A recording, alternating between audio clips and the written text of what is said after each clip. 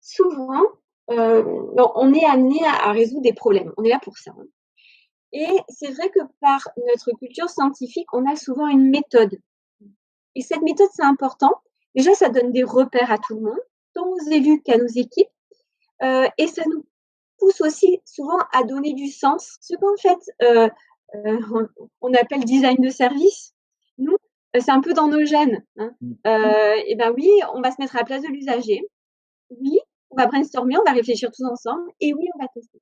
Et ça, pour nous, c'est vraiment dans nos pratiques, c'est à travers notre formation, c'est vraiment quelque chose qui nous est familier.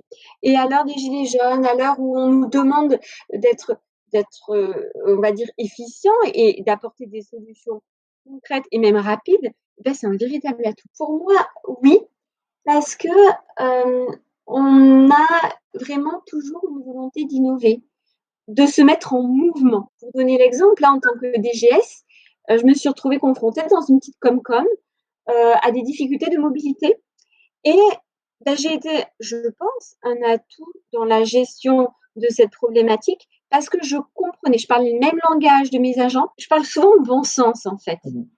Moi, quand on me dit, bah, on va mettre de l'innovation, dans nos pratiques, je me retrouve avec des secrétaires de mairie qui me regardent et qui me disent, «Vous savez, l'innovation, on n'est pas nombreux, c'est un gros mot pour nous, hein, et comment est-ce qu'on va la mettre en œuvre?» Je dis: «Mais dites-moi, parlez-moi ce que vous faites».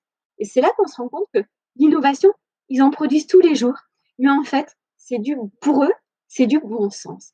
Et je pense que c'est l'atout peut-être des ingénieurs en chef, c'est qu'ils ont l'approche pragmatique qui fait que, beh, quand on a un problème technique, on a un caterpillar qui traverse 2 étages, on n'a pas forcément une procédure, mais on doit avoir du bon sens, des réflexes, une méthode et ça, c'est utile au quotidien. Et moi, je pense vraiment au numérique. Je pense, à des outils, de débat public, de manière à toucher toutes les franges de la population. On parle, souvent même de territorialisation dans le cadre de la loi 3D. Et bien avec ces outils, on a la possibilité de sectoriser ces concertations, voire de les thématiser pour concerter avec des groupes d'usagers. Donc moi, ça, je pense que c'est très important parce que dans l'action publique, je pense qu'on sous-estime quelque chose, ce sont les forces vives des territoires.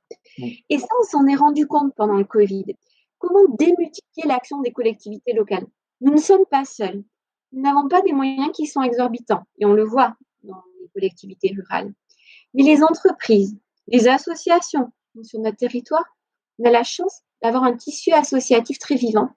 Et bien, ce sont eux qui peuvent aussi nous permettre de mettre en mouvement et surtout qui décuplent toutes nos actions. Donc, moi, je pense que cette approche, elle est sociétale, elle est même sociale. Parce que, encore une fois, je prends l'exemple du Covid, parce que c'est pendant les crises qu'on voit un petit peu les choses de manière exacerbée. Et bien, la solidarité dans nos collectivités, nos petites communes, elles ont amené à faire des choses que les grosses collectivités n'ont pas eu l'agilité de faire ou le bon sens de faire.